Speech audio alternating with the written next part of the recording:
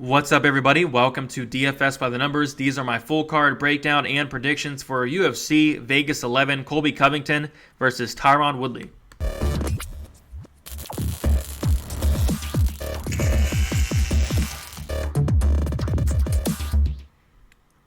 What's up, guys? Welcome back to another full card breakdown and prediction video. This time we are breaking down UFC Vegas 11. We have a 14 fight card.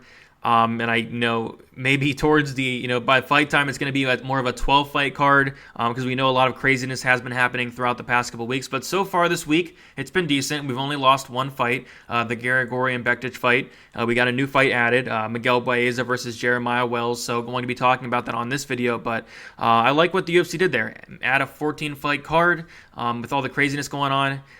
Maybe it's a 11 or 12 fight card by the time it's fight time, but better than it being a 7 fight card like we had a couple weeks ago. But this card is absolutely fantastic, pretty much from top to bottom, but especially from the main card.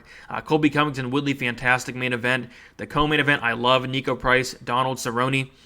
Chimaev's on the card. Johnny Walker Spann is going to be a fantastic fight. Kevin Holland is someone who's always exciting. Just really looking forward to this main card especially, but the card as a whole, it's pretty dang good. So before we get started into the predictions and the breakdown, if you guys can like this video, it helps out a ton. Even just a little like means a lot and goes a long way. Subscribe if you have not yet. Would really appreciate that as well. On my way to 7,000 subscribers. Would love to get that in the near future. But coming off of a really good week last week from a betting perspective, went 2 for 2 in my bets.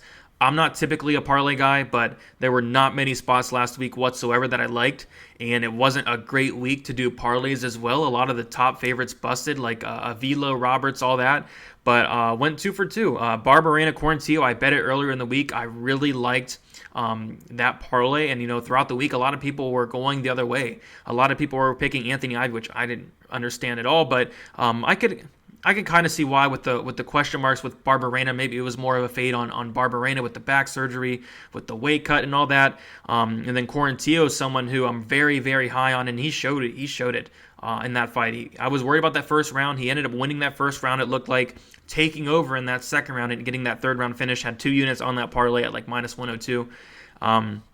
But yeah, I can't wait to fade Brian Barberena going into the future, and I can't wait to fade Anthony Ivy going into the future. It was more of a fade on Anthony Ivy for me. I just thought the line was a little bit off, but understandable for the people that went Ivy with all the question marks on Brian Barberena.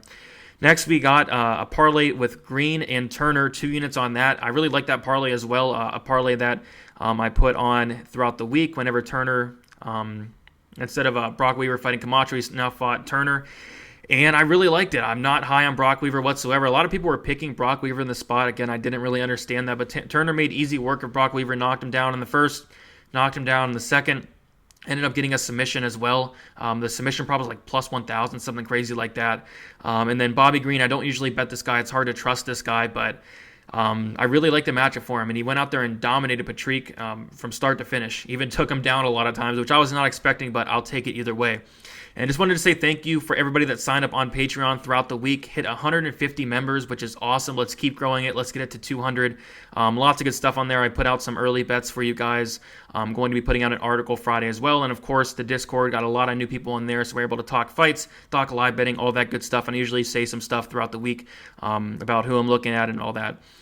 And then finally, make sure you guys tune into the live stream on Friday, 7 p.m. Eastern Time. The live stream has been very, very important in this kind of COVID era with all the, it's good to see who looks like they've been training hard, or it's good to see who looks like they've just gotten up off the couch. So very important stuff there.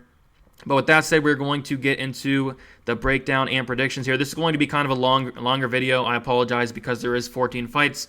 But there are going to be timestamps, so feel free to pick the timestamps, listen to the fight you want.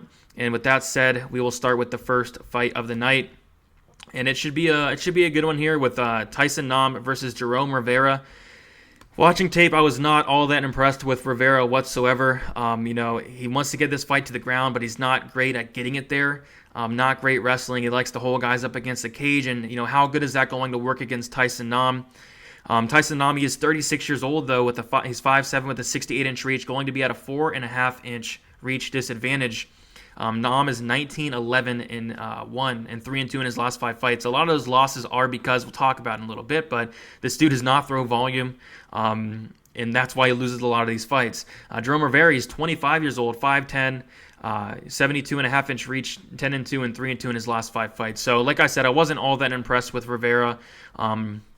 He is going to throw more output than Nam, but Nam hits very, very hard. He's going to, in that smaller cage, I think the action is going to be forced a little bit more. And that's why I'm going Nam here, but I don't think I would bet this. We'll take a look at the line here. Tyson Nam is minus 170 now, so a lot of money's coming in on him, and Rivera is plus 150. And I can agree, but it's just hard to bet a guy like Tyson Nam, someone who is not going to throw much. But he does have that power, and Rivera does leave a lot of openings on defense. So I do think Nam's going to catch him. Maybe take a look at the Nam inside the distance prop, the Nam knockout. I think Rivera's path to victory would be outpointing Nam, and at that point, I think Nam would catch him at some point. So give me Tyson Nam. I'm going to say first round knockout here. All right, getting into the next fight. And this is going to be an exciting fight. It's always exciting when Darrick Minner fights, but Darrick Minner versus TJ Laramie. Laramie's only 22 years old, very young. He's 5'6" with a 66-inch reach, 12-3, 4-1 in his last 5 fights. Darrick Minner, he's 30 years old, 5'7", 71-inch reach, 24-11 and 3-2 in his last 5 fights. So Minner's going to have the experience. The problem is this dude is pretty much first round submission or bust. Darrick Minner's lost by submission 6 times as well. He's been lost by knockout twice. He's been finished in 8 out of his 9 losses, Darrick Minner. And if he does not get that first round finish, he's probably going to gas out. And I don't know, I like this Laramie dude. It's just, 22 years old. Still, pretty unexperienced, but I like what I see. Good wrestler. He's going to be the better striker in this matchup. I think even he can keep this on the feet the whole time and win a decision or even find a knockout. I think Minner's going to be trying to get this to the ground as well, but Laramie can come out here and get takedowns. As long as he stays safe on top, and I've seen pretty good submission defense from him, I think he'll grind out a decision, or Minner's probably going to, tend to gas out. He gasses out after that first round, so that's probably when Laramie can maybe knock him out, but I'm going to go with Laramie here. We'll take a look at the odds, and he is a minus 300 favorite and plus 250 against Minner, which is understandable because I do think he's a much better fighter. Not high on Darrick Minner. He's first round or bust, but with that said, he is very dangerous in that first round, and this fight, has a decent shot of touching the mat. So kind of beware there, but I do think if Laramie stays out of trouble, he should have no problem winning this fight. Probably not a parlay pace for me because I do think Minner's very dangerous, but I don't hate anybody going out there and putting TJ Laramie in a parlay. So I'm going to say TJ Laramie by a third round knockout after Darrick Minner gasses out after those first 2 there. All right, Andre Ewell versus Irwin Rivera. Ewell is 32 years old, 5'8", 75-inch reach, which is going to be pretty important to note here. 16-6, 3-2 in his last 5 fights. Irwin Rivera, he is 31 years old, 5'6", 68-inch reach. So Ewell's going to have about a 7-8-inch reach advantage here.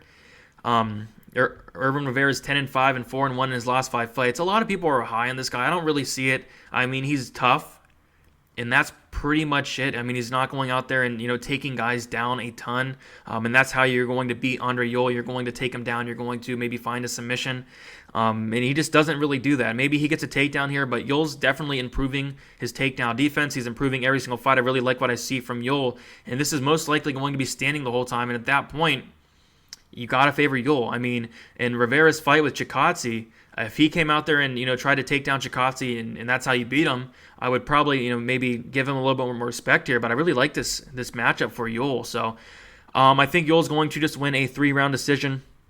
Ewell's minus 220 and Rivera is plus 180. I'll tell you guys right now, I have a bet on Ewell, but I got him at minus 185. So a lot of money is coming in on Ewell. I saw that line. I saw it was off. I had to bet it right away.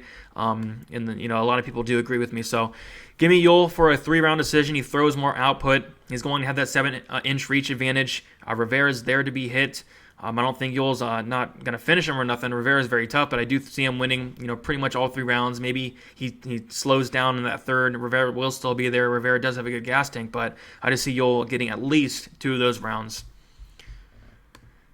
All right, getting into the next fight here, and this is, probably in contention for fight of the night.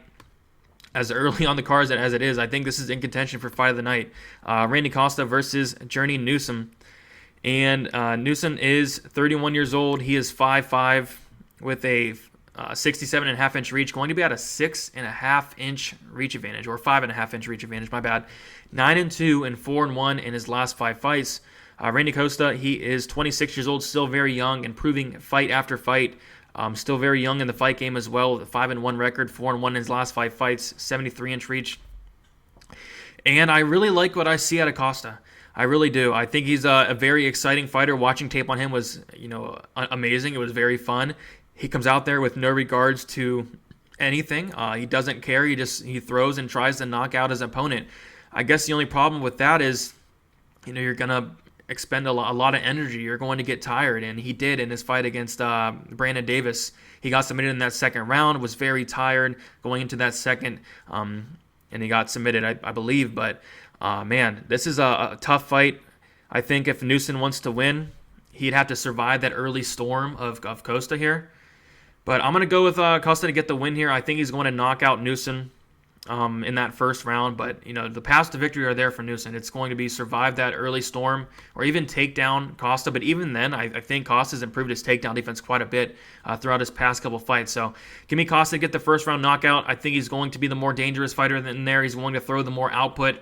Newson's going to have the better cardio, but I just see Costa going out there and finishing it early. So give me Randy Costa, first round knockout. Like I said, it's going to be a very, very exciting fight as long as it lasts. So taking a look at the odds here for that, Costa's plus 120 underdog, and Journey Newson is minus 140. I don't know if I'm going to bet it yet. I might just look at the under 1.5 in all of Costa's fights. They've never went past that 1.5 mark, and that's plus money right now. So I might take a look at that. It's just the style of fighter he is. That bet is probably going to hit, honestly.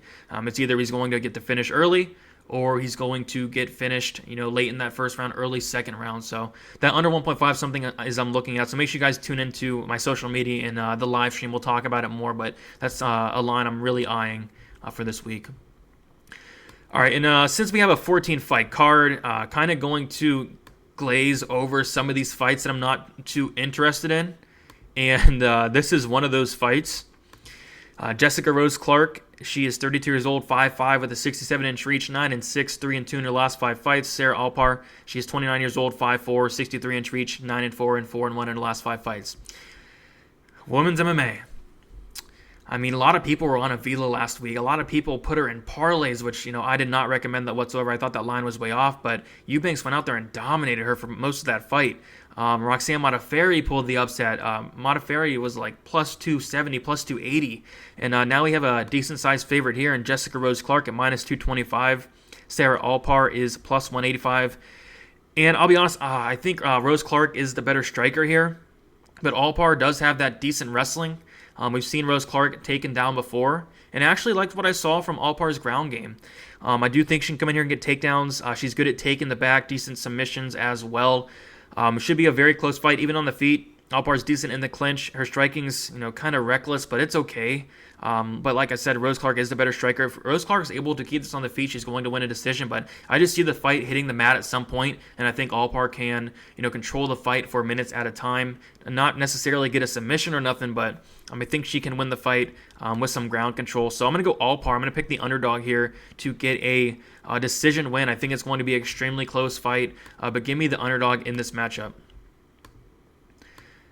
A fun fight here. Very fun fight here and a very tough fight to call. Jordan Espinoza versus David Dvorak. Espinoza is 30 years old, 5'6", with a 69-inch reach, 15-7, 3-2 in his last 5 fights. Dvorak, he is 28 years old, 5'5", with a 68-inch reach, 18-3, and 5-0 in his last 5 fights. I want to point out that Dvorak's on like a 14-fight win streak, something crazy like that.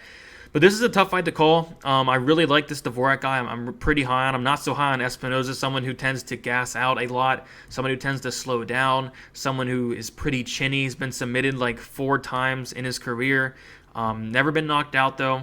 But Dvorak has a pretty good submission game himself. Dvorak has finished 39% of his fights by submission. And Espinoza, if he does take Dvorak down, he needs to be very careful. Ultimately, I'm going to go with Dvorak in this fight due to the fact that he's going to have the better cardio. He's going to be there in that third round. I feel like the rounds, 1 and 2 can be fairly close, but I feel like Dvorak's definitely going to win that third round. He's going to be there. He puts on a decent pace. Both guys do, but I think the more paths to victory are there for Dvorak. I think he hits hard. Espinoza has been, rocked and dropped, a couple times in his career. Not the best durability for Espinoza. And Dvorak, I like him. I like him quite a bit. So I'm going to go with Dvorak to win a decision here. Would not be surprised if Espinoza shot for a takedown and got submitted. He seems to get submitted quite a bit. But give me David Dvorak to win by decision. Taking a look at the line here, it's a straight pick'em. And fairly so. I mean, Jordan Espinoza is the more experienced guy in the UFC, but I'm just not too high on the guy. Dvorak minus 110, Espinoza minus 110. Probably going to stay away, but it's going to be a pretty exciting fight, I believe. Two guys going at it. It's going to be a not fight of the night, but I think it's going to be pretty exciting. All right, another fight. Women's MMA once more. Mara Bueno Silva versus Mara Morella Barella. Mara Morella Barella, two very tough names to say back to back, but Bueno Silva, she is 29 years old, 5'6", with a 66.5-inch reach. Barella is going to have a 2.5-inch reach advantage. She's 6-1, 4-1 in her last 5 fights. Barella, she is 34 years old, 5'6", 69-inch reach, 12-8, and 1-4 in her last 5 fights. I think Barella is probably one of the worst women's MMA fighters in the UFC, and pretty close with Hannah Cifers. But even then, Cifers is pretty dangerous. Barella, she's just someone who makes a ton of mistakes. She's chinny. She gets knocked out. She makes mistakes on the mat. She gets submitted. She's been submitted, I believe, once or twice. She's been knocked out like 3 times. And Silva, she's a finisher. She's finished 17% of her fights by knockout, 67% by submission. And I don't know. I think this is a good matchup for her. It's just women's MMA. Anything can happen. Next thing we know, Barella's going to come out here and get a toe hold submission victory or something. But no, in all seriousness, Bueno Silva should win this fight. I think she's the better striker. She's going to land double the volume Barella does. Barella is pretty good with her takedowns, pretty solid wrestler. But if it gets on the mat, Silva's probably going to submit her. Silva was able to submit Jillian Robertson. So give me Silva in this fight inside the distance. I think inside the distance for her is plus money. It's something I might look at. But then again, women's MMA is crazy. Anything can happen on any given week. Barella is plus 205 and Silva is minus 145. I'm just not high on Barella. I don't think she's that great. 1-4 in her last 5 fights.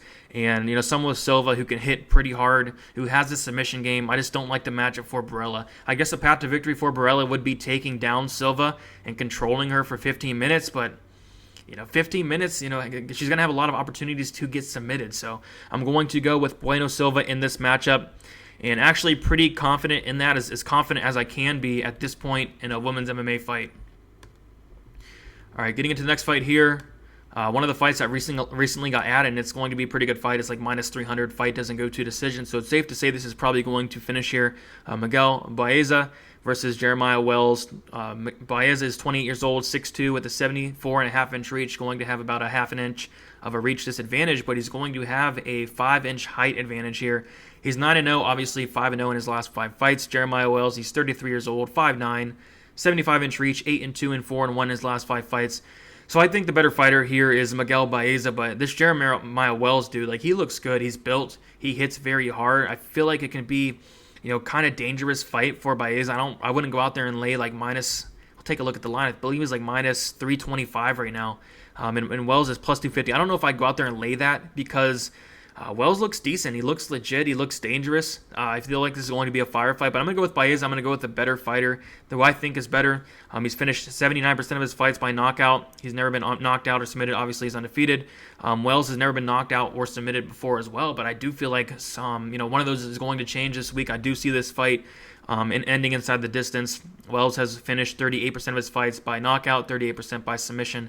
Maybe Wells can come in here and get takedowns. I do think there's path to victory for Wells, but I just feel like Baeza is going to catch him at some point. I'm pretty high on Miguel Baeza, and I think he's going to get, I'm going to say a first-round knockout here, but overall it's going to be a pretty solid fight. I do think the line could be a little bit off as well, but give me Baeza. All right, decent fight here. Kevin Holland versus Darren Stewart. Kevin Holland is 27 years old, 6'3", with 81-inch reach, going to have a 7-inch reach advantage. 18-5 and 4-1 in his last 5 fights. And Darren Stewart, he is 29 years old, 6 foot, 74-inch reach, 12-5, and 3-2 in his last 5 fights. We saw Stewart just get that first submission win against Maki Pitolo. Shout out to him. I mean, the submission prop on that was like, I think it was like plus 1,600. So obviously not, Maki Pitolo has proven not to be the best UFC fighter in the world, but that was pretty cool to see that. Before that, he lost a decision to Bartosz Fabinski. No shame in that. And how do you beat Darren Stewart? You take him down and you submit him. He doesn't have the best ground game at all. He has awful takedown defense.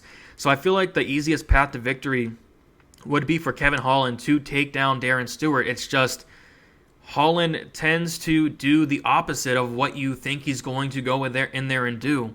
In the Buckley fight, he was messing around a little bit too much. I thought he could have went out there and got a first-round finish. I thought he was a much better fighter. He took it to like the 3rd round and finally got a finish there. Holland has been submitted twice. Darren Stewart has been submitted twice himself. And it's just hard to trust Holland. I mean, he's someone who goes out there and with some of the worst IQ I've ever seen. He was going out there and messing around on the mat with Gerald Mearshart. He was on the mat with Brendan Allen and got submitted. It's just really hard to trust the guy. He messes around a little bit too much for my liking. He went to a very close decision with Di Chirico. Man, it's tough to trust this guy, and especially at a line like this. Minus 250 for Kevin Holland. I guess it's not awful. I mean, he's the better fighter. It's just hard to trust that IQ, and that IQ is definitely built into that line, but Darren Stewart is plus 210. I got to go with Kevin Holland here. I think he's the better fighter.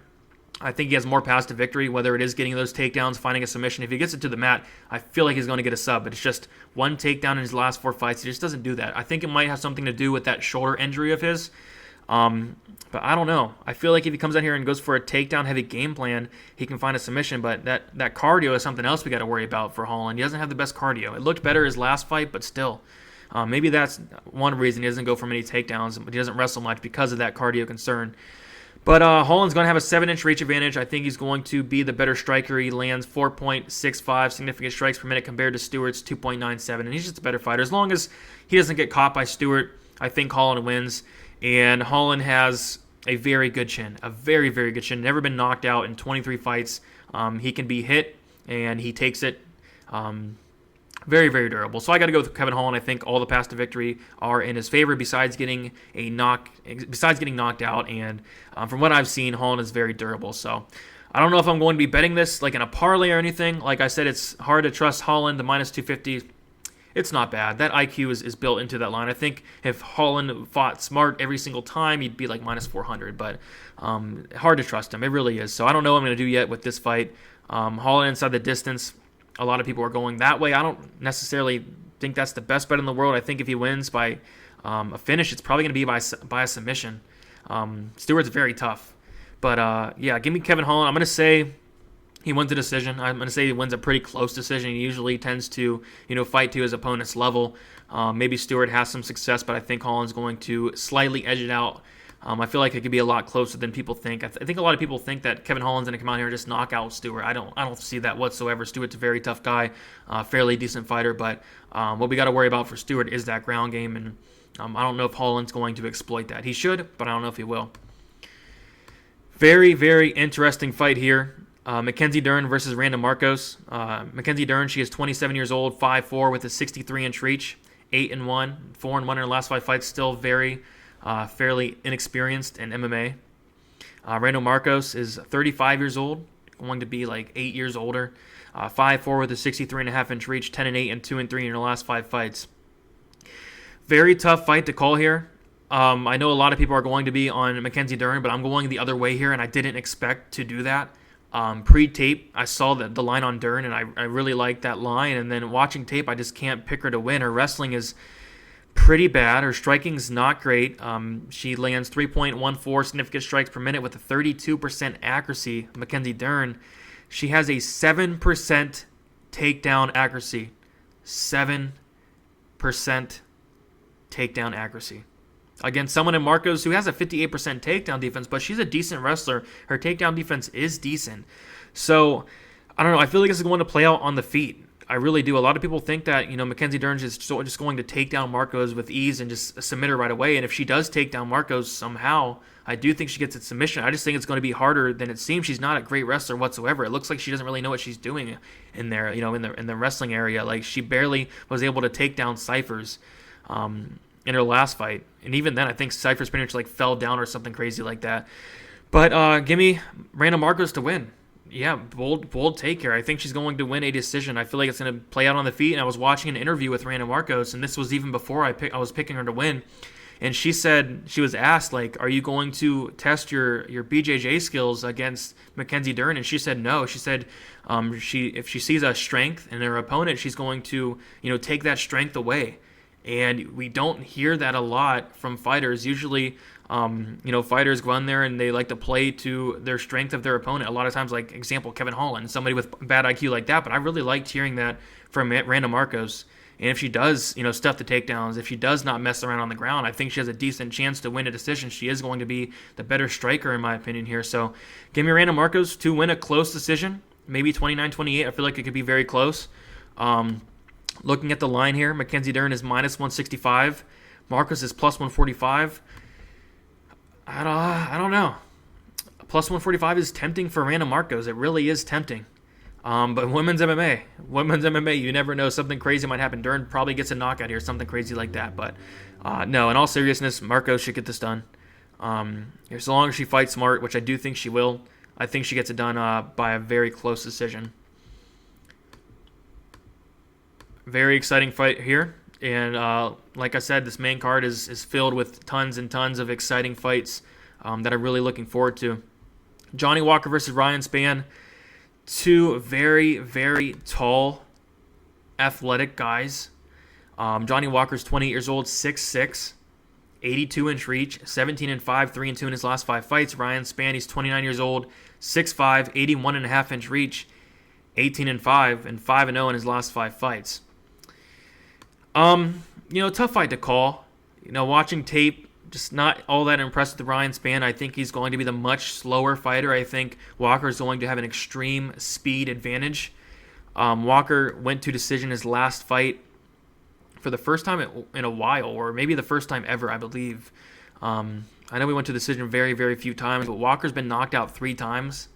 Walker's been submitted once as well. Ryan Spann has a pretty solid submission game. He's finished 61% of his fights by submission. I guess that's what's making this fight so tough to call, because Ryan Spann could come in here and get takedowns. Spann does average 1.13 takedowns per 15 minutes with a 30% takedown accuracy. But if it plays out on the feet, I got to favor Johnny Walker, the more, the faster fighter, or the more dangerous fighter on the feet. Spann's been knocked out twice himself. Spann's been submitted once. And I don't know, this is a tough fight to call, and the line is close for a reason here. Johnny Walker minus 125, Ryan Spann plus 105. That's probably where I would line it as well, because I do think Walker's the better fighter, but the paths to victory are there for Spann. I just feel like Walker's going to catch him in that first round. Spann comes out, pretty slow, taking his time, and Walker does the complete opposite. He's going to be the much faster fighter. I think he's going to catch Spann with some type of, maybe a knee, knock him out, get him out of there in that first round. I see this finishing fairly early right away, but Spann is very live in this fight. Don't think I'd bet this either side, because Spann's path to victory is there, and that would be getting takedowns and maybe finding a submission. So give me Johnny Walker first round knockout. I feel like it's going to be an extremely, extremely fun fight as long as it lasts. He's back. Khamzat Chimaev versus Gerald Meerschaert, 26 years old. Chimaev, he's 6'2", with a 75-inch reach, going to be at a 2.5-inch reach disadvantage, 8-0, obviously 5-0 in his last 5 fights. Gerald Meerschaert, he's 32 years old, 6'1", 77.5-inch reach, 31-13, and 2-3 in his last 5 fights. I see a lot of people picking Meerschaert, and a lot of that is, in my opinion, probably because they want to see this hype train derailed. A lot of people don't like Chimaev because people are comparing him to Khabib, saying he can fight for the title against Kamaru Usman right now. And I definitely disagree with all of that, but I don't hate the guy. I actually like him quite a bit. I think he's very exciting. I think he's a fantastic prospect, but a lot of people are picking against him. A lot of people say this line is off, and maybe it is. Chimaev minus 390, money's coming in on him. Meerschaert is plus 320. Yeah, so money is coming in on him, but a lot of early money was coming in on Gerald Meerschaert. Chimaev opened up at like minus 500, and for a good reason. And I'm typically someone who is high on Gerald Meerschaert, and you don't see that too often. I'm pretty high on him, and a lot of people were picking, picking against Meerschaert against, I think he was going to fight Ed Herman in his last fight, Meerschaert, and that fight ended up getting canceled due to, I think Meerschaert had COVID or something like that. But a lot of people were picking Ed Herman, and I wonder if those same people are picking, the same people that were picking Ed Herman are picking Meerschaert in this fight. That wouldn't really make sense to me. But I don't know. I like Chimaev a lot in this fight. I think he's going to be better on the feet.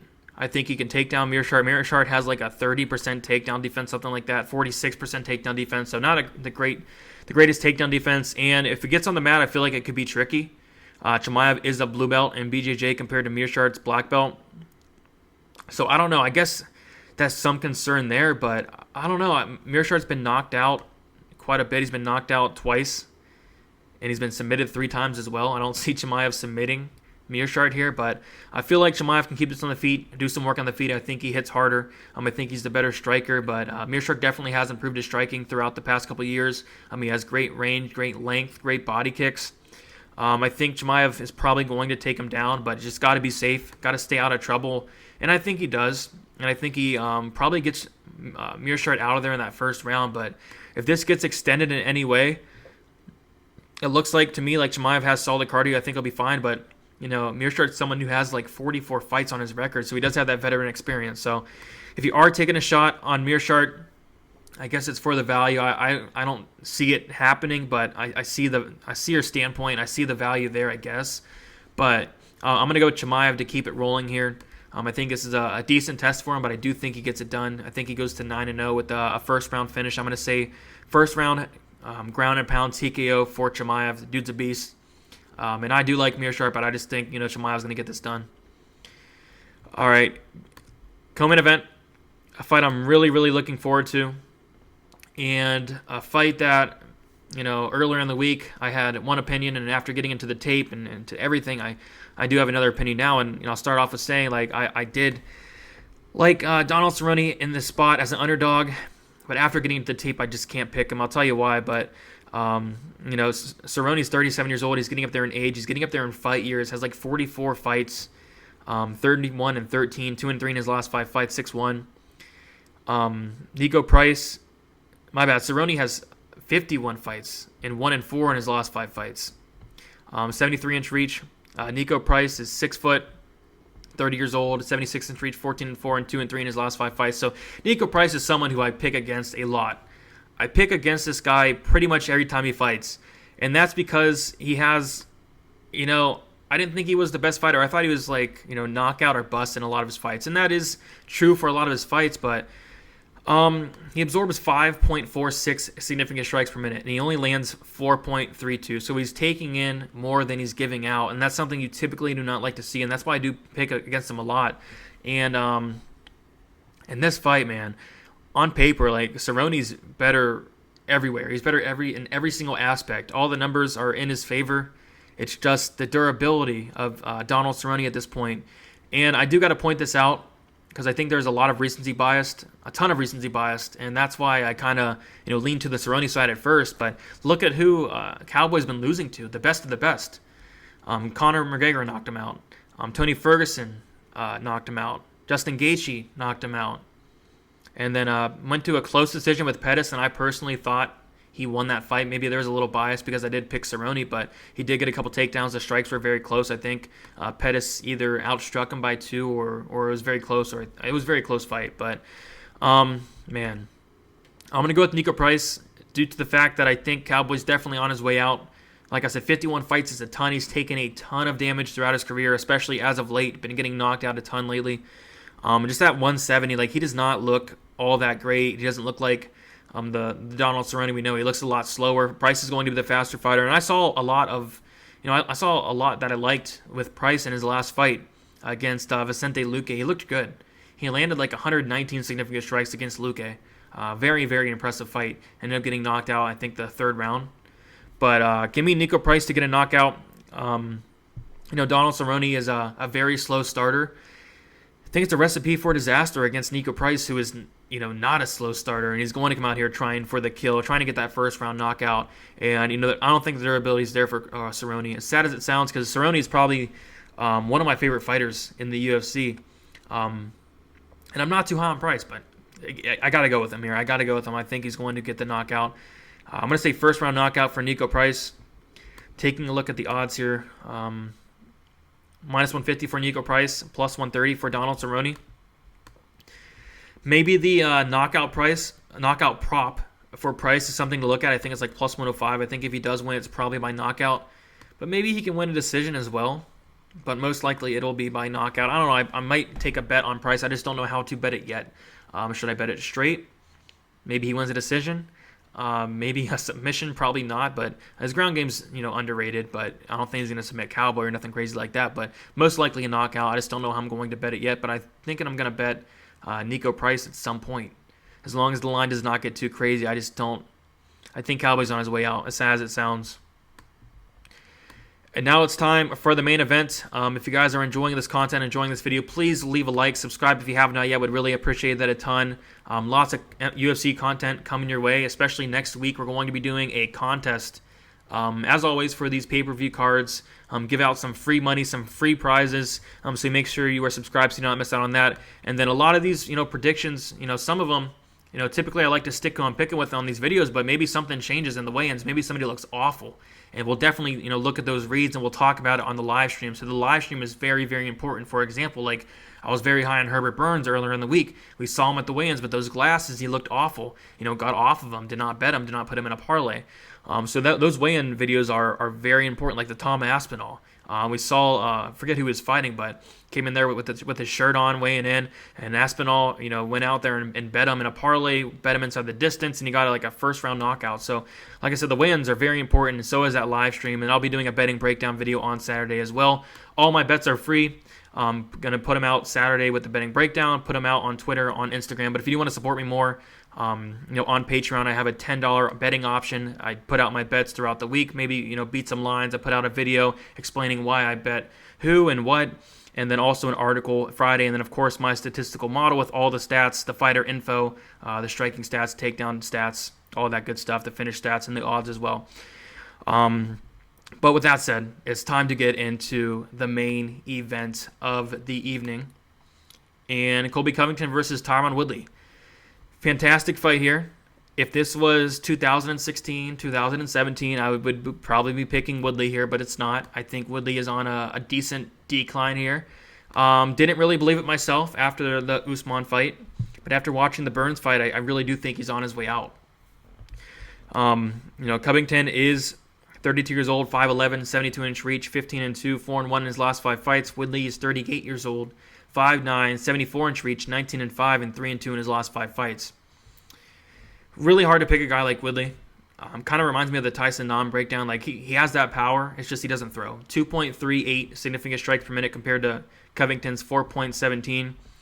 And I think there's a lot of recency bias going around that Colby's just going to stand with Covington. Colby's just going to stand with Woodley for all 25 minutes like he did with Kamaru Usman. He stood with Usman all fight until he got knocked out. I think people are thinking that's going to happen. That's not going to happen. Woodley's going to get taken down in this fight. We saw him get taken down a couple times by Burns. We saw him get taken down a couple times by Usman. I believe Colby Covington's going to take him down as well, grind him against the cage. He's not going to fight that same game plan against Woodley that he did with Kamaru Usman. Game plans can definitely change. You can't just look at the last fight and say, yeah, Covington's going to come out here and strike with Usman. He's probably going to get knocked out. No, he's going to fight smarter than that. He's going to grind Woodley. He's going to, use his cardio. I think he has the better cardio by a decent margin. Covington also averages just below 5 takedowns per 15 minutes. 51% accuracy. I know Woodley on paper has a 90% takedown defense, but I just don't think that same takedown defense is there. And, Covington's a very, very good wrestler. I think he can wear on Woodley and just, grind him out to a decision. I guess Woodley's most dangerous in that first round, but if Covington can survive that first round, that second round, really get Woodley tired. Woodley's shots are not going to be as hard as they would be, in the first round and say the third or fourth round when he's really tired, because Covington's going to bring a pace. But give me Colby Covington by decision here. I like Colby quite a bit. He's probably going to be in a parlay of mine, minus 345 for Colby and plus 285 for Woodley. I see a lot of people taking shots on Woodley. Maybe it's because people hate him. A lot of people don't like this guy. A lot of people don't like Woodley as well, so, kind of funny there. But I do like Covington to win this fight outside of a knockout by Woodley. So if you do bet Woodley's side, probably bet it by knockout. He's not winning a decision. Maybe you can find a submission. I think Colby Covington has been submitted once. He has been submitted once. He's been knocked out once as well by Kamaru Usman.